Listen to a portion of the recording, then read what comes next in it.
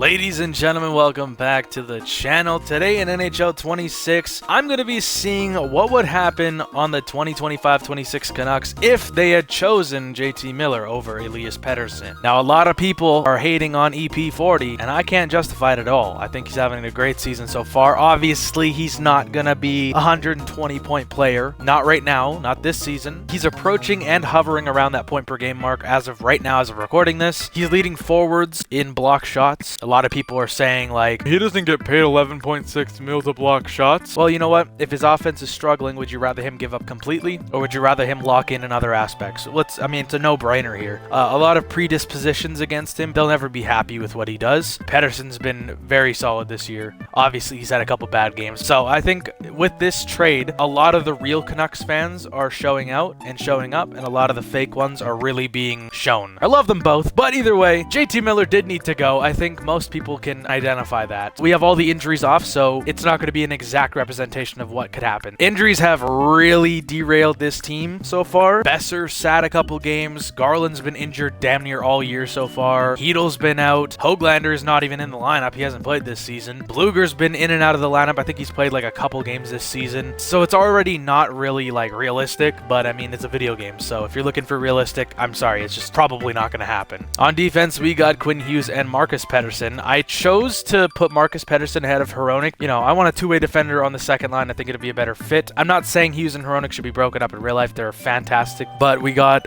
Hronek and Myers, and then Elias Pettersson and Derek Forbort. And another thing as well, Demko will not be injured in this, which he just got injured recently in real life. I'm devastated. But obviously that means we would have Elias Pettersson on the New York Rangers. 26 years of age, 2 X Factors. At one point, 100 points in a season. The next season fell off a little bit, and then the next season fell off a lot of it. Yeah, it was a very disturbing season. He got injured a bunch, and he was playing through injuries when he did play, but regardless, he played horribly. But we're going to sim up to the trade deadline to see exactly what will happen here. I'm kind of excited. Maybe actually I'll sim the games manually when we face the Rangers. I think that'd be pretty cool. Damn, we got a 7-6 shootout win against Edmonton. That's insanity. Ooh, okay, we're not looking as good as I thought we were. We've lost 5 out of our last 6, and our one win was a 9-3 victory. In real life, we lost to Pittsburgh like 5 or 6 to 1, and that was a hard to watch game, I'm not gonna lie. But now we have our first meeting against the Rangers. We're actually pretty even so far. They are better than us by a slight amount, though. We're gonna manually sim these games, jump into the overtime period, if there is an overtime period, that is. But let's see what happens here. Period 1, 0-0, 12-9 for shots. We're looking for Pettersson points, and we're looking for Miller points. Let's see, period 2. Elias Pettersson gets 1. Look where it was, too, in the yellow there. That's quite the angle he had. Hoaglander gets 1. Hughes gets 1. Panarin and Zibanejad as well. Period 3. Oh my goodness. Will Cooley gets 2, and Berard gets 1 as well. We lose 6-2. Miller 1 point, -2. That's tough. And Pettersson gets 2 points and +2. There's a trend going on, boys. So let's start to pick things up. We're 4-7 right now. Things are not looking great. All right, we're going all the way to December now. December 16th to be exact, when we face the Rangers next. Okay, we're currently 4 points out of the 3rd seed right now. Things are a little iffy, up and down here and there. We're on a 3-game winning streak going into this. We've won 4 out of our last 5, but now we are challenged with New York once again. They are better than us by only a couple games, so only 2 games to be exact, actually. Period 1, Tyler Myers scoring, huh? Adam Fox is about both defensemen. They are almost double our shots, though. That's a problem. Period 2, Brodzinski and Lafreniere. Period 3. Okay, we tie it up. Bluger, Kane, and Heedle for us. Lafreniere gets a 2nd, and now we have an overtime. So let's jump in, baby. Let's go. All right, we are here in overtime. It is tied at 4 here in MSG. Jake DeBrusk carrying things off. Oh, my goodness. He just slides in right away. Heedle shoots it. Saved by Shesterkin. Oh, Panarin feeds Pettersson. Oh, my gosh. He's in a foot race right now. Petey, is he going to end it real quick? Petey. Oh, my gosh. What a save. There we go. We chased him down a little. What is his defense? I mean, it's overtime. I get it. It's now a 2-on-1. Wait a minute. Philip Heedle, former Ranger, buzzes in. Backhand. Oh, my gosh. Philip Heedle, his 2nd of the game, and he gets it done for Vancouver. That was just like odd man rush to breakaway. Back to odd man rush, and we scored. Yeah, why is JT Miller wearing number 2? Philip Heedle just buzzes around the defense. I think, who the hell was that? That was Panarin just got burnt. Donuts for JT Miller and a -4. That checks out. I watched him from the start when he joined the Canucks. It was always his defensive efforts, especially in some of those overtime periods where he would just give up. Like, the back check was horrendous. I'm not saying I could do better. I'm just saying. PD had an assist and a +1. This is now 4 straight in 5 of our last 6.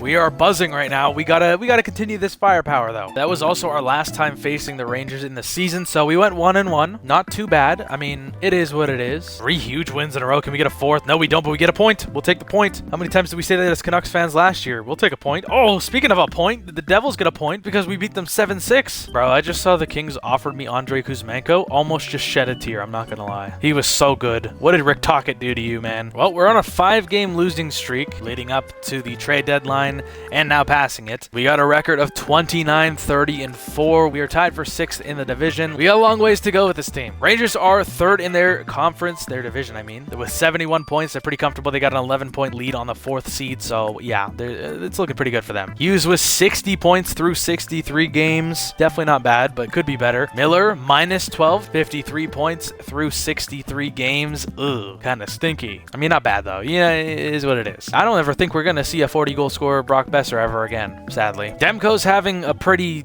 not so great season. 26, 24, and 4. 4 shutouts, which is great. 905 save percentage, which is below what it should be. And 3.14 as his goals against. Not good at all. It needs to be like sub 2.5 in a perfect world. Lankinen's 3-6 with a shutout. I mean, his individual stats are looking great. A 928 is amazing. 2.36 goals against is fantastic. 3-6, however, is not so fantastic. For the Rangers, we got Zibanejad over a point a game with 65. Trocheck with 64. Panarin with 59. Pettersson is all the way down here. He's a +11, which is good, but 38 points through 62 games. Oh boy, he's picking up right where he left off last season. That is not good at all. Miller is having a great season compared to him. All right, we're going to wrap up this season and see where we finish. Do we make the playoffs? Do we not? Probably not, but maybe. 5-3-W. We could go on an absolute tear in the last stretch of the season, but we could also do the exact opposite. We are playing certified 500 hockey here, baby. We need to win every game left in the season to even have a hope in hell right now. There's no shot. Yeah, no, it's over. We didn't make the playoffs. That's so tough. Both Central teams ended up getting the wild card spots with 94 points, brother. What? The Blackhawks and Predators. That's insanity. We finished 38, 40, and 4. That is disgustingly underwhelming. Only 80 points in the season. I mean, we didn't even do that bad last year. All right, the Metro, though, the Rangers clinched the 2nd seed with 96 points. Either one of these teams could have gone for the 1st seed, so just a fantastic season from them. 45 wins. In terms of the entire league, they were 9th, and the Canucks were 22nd. Oh, for the Canucks, Quinn Hughes was 76 points through 82 games. Not the greatest, I won't lie. Definitely not bad. Yeah, I don't see him winning any sort of Norris. I mean, -2 as well. JT Miller, 75 points. He still had a pretty decent season. 27 goals for Jake DeBrusk at 28 last year, which I believe was his career high. Brock Besser, 63 points. Not horrible, but only 22 goals. Evander Kane with 27 goals. Yeah, in your dreams. Sorry. Demko, 33, 31, and 4 with 4 shutouts, a 904 save percentage, and a 3.17 goals against. Got a little worse in both departments. Rangers, though, we got Zibanejad with 88 points through 82 games. Panarin with 85, and Trocheck at exactly a point a game. I wonder if Pettersson played 3rd-line center, or if Trocheck is playing like on the wing. Because Pettersson, I mean, clearly Zibanejad played on the 1st line. I wonder if PD played on the 2nd or 3rd line. One of the 2 for sure, but if he played on the 3rd, it could sort of make sense why he only got 56 points, but if he played on the 2nd, that's a different story. Well, we missed the playoffs, but the Rangers don't, so we're going to follow the Rangers through their playoff journey. They faced the Capitals in the 1st round, so that should be interesting. I don't know where the Capitals finished. I think they were right under them or right ahead of them. We'll sim a week into it just to see. And the Rangers are up 3-1. They have a chance to pull this series off in 5 games here, and they do exactly that, beating the Capitals in the 1st round. Okay, they have the Sabres in the 2nd round. That's kind of crazy, I'm not gonna lie. We're gonna sim once again a full week into this to see what happens. The Battle of New York going strong. Let's see who comes out on top. And we got a sweep for the Rangers. Okay, so far it's looking great for PD. Conference finals so far in the West, we have the Blackhawks and the Winnipeg Jets. That's crazy. Then we got, ooh, that's gonna be a heated game, not gonna lie. Thank God the Rangers don't have Chris Kreider anymore. Let's see who makes the finals. Let's see what happens in 1 week's time. 2-1 for the Blackhawks and 3-0 for the Canadiens. Oh man, okay. Hold on, wait a minute. Oh, the Montreal Canadiens get it done, taking down the Rangers 4-1. And the Blackhawks have a 3-2 lead against the Winnipeg Jets. Let's see who makes the finals. Will the Jets come back? No, they don't. The Blackhawks and the Habs in the finals. All right, let's sim through the finals. I'll go 1 week into it like I did last time. Oh, Montreal's up 2-1. Okay, I'm going to sim another week. And the Montreal Canadiens win the Stanley Cup. Oh, no. The rest of the league is going to hear about it for the rest of their lives. Oh, my goodness. Dude, if the Canadiens won in this market today, I don't think we'd hear the end of it. They already have the biggest egos, and they haven't won since 1910. Okay, maybe not 1910, but you know what I mean. Okay, PD actually had an amazing playoffs. He had over a point a game, 15 points through 14 games. Panarin was the only one ahead of him in points, so that's a pretty damn good year for him. But obviously, the Montreal Canadiens win the Stanley Cup. That's kind of crazy.